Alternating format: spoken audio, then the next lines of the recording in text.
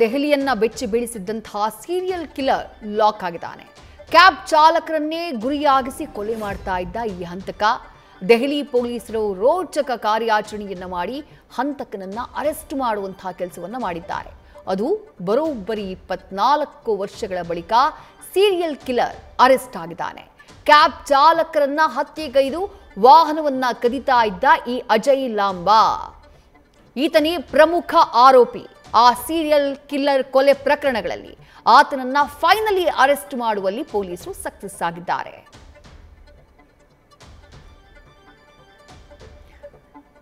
ಈ ಅಜಯ್ ಲಾಂಬಾನ ಹಿನ್ನೆಲೆ ಏನು, ಆತ ಕೊಲೆ ಮಾಡ್ತಾ ಇದ್ದಿದ್ದು ಹೇಗೆ, ಆ ಡೀಟೇಲ್ಸ್ನ ನೋಡ್ತಾ ಹೋಗೋಣ.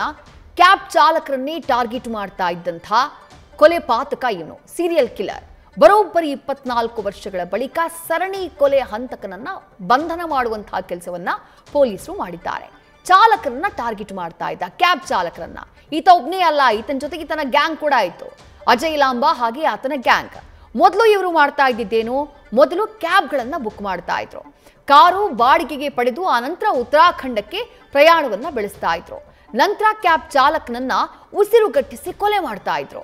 ಕೊಲೆ ಮಾಡಿದ ಬಳಿಕ ಚಾಲಕನ ಶವವನ್ನ ಬೆಟ್ಟದ ಮೇಲಿಂದ ಕೆಳಕ್ಕೆ ಎಸೆಯುವಂತಹ ಕೆಲಸವನ್ನ ಈ ಗ್ಯಾಂಗ್ ಮಾಡ್ತಾ ಇತ್ತು.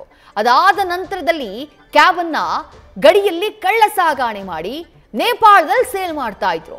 2001ರಿಂದ ಇದುವರೆಗೆ ಈ ರೀತಿ 4 ಕ್ಯಾಬ್ ಚಾಲಕರನ್ನ ಕೊಲೆ ಮಾಡಿದೆ ಅಜಯ್ ಲಾಂಬಾ ಗ್ಯಾಂಗ್. 4 ಬಲಿಪಶುಗಳಲ್ಲಿ ಒಬ್ಬ ಕ್ಯಾಬ್ ಚಾಲಕನ ಮೃತದೇಹ ಮಾತ್ರ ಪತ್ತೆಯಾಗಿತ್ತು. ಲಾಂಬಾ ಗ್ಯಾಂಗ್ನ ಸದಸ್ಯರಲ್ಲಿ ಇಬ್ಬರನ್ನ ಈ ಹಿಂದೆಯೇ ಅರೆಸ್ಟ್ ಮಾಡುವಂತಹ ಕೆಲಸವನ್ನ ಪೊಲೀಸರು ಮಾಡಿದ್ರು.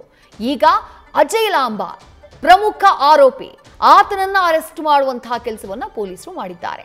ಆತನನ್ನ ವಿಚಾರಣೆಗೆ ಒಳಪಡಿಸಿದ್ದಾರೆ. ಲೆಕ್ಕಕ್ಕೆ ಸಿಕ್ಕಿರೋ 4, ಇನ್ನಷ್ಟು ಕೊಲೆಗಳನ್ನ ಇವರು ಮಾಡಿರಬಹುದು ಅನ್ನುವಂಥ ಶಂಕೆ ಪೊಲೀಸರಿಗಿದೆ. ಆರೋಪಿ ಅಜಯ್ ಲಾಂಬಾ 6ನೇ ತರಗತಿಯವರೆಗೆ ಓದಿ ಆನಂತರ ಶಾಲೆ ಬಿಟ್ಟಿದ್ದ. ಆನಂತರ ಉತ್ತರ ಪ್ರದೇಶಕ್ಕೆ ತೆರಳಿ ಧೀರೇಂದ್ರ ಹಾಗೆ ದಿಲೀಪ್ ಅನ್ನುವಂಥ ಇನ್ನಿಬ್ಬರು ಆರೋಪಿಗಳ ಜೊತೆ ನಂಟನ್ನ ಬೆಳೆಸಿಕೊಂಡಿದ್ದ.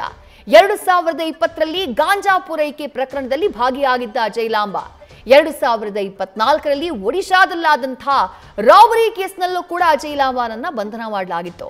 ರಾಬರಿ ಕೇಸ್ನಲ್ಲಿ ಜಾಮೀನಿನ ಮೇಲೆ ಹೊರಗಡೆ ಬಂದಿದ್ದಂತಹ ಅಜಯ್ ಲಾಂಬಾನನ್ನ ಈಗ ಸೀರಿಯಲ್ ಕಿಲ್ಲರ್ ಅನ್ನುವಂತಹ ಕಾರಣಕ್ಕಾಗಿ ಆ ಸರಣಿ ಕೊಲೆ ಪ್ರಕರಣಗಳು ಬಯಲಾಗ್ತಾ ಇದ್ದ ಹಾಗೆ ಆತನನ್ನ ಕೆಡ್ಡಾಗಿ ಕೆಡವಿದ್ದಾರೆ ಪೊಲೀಸರು.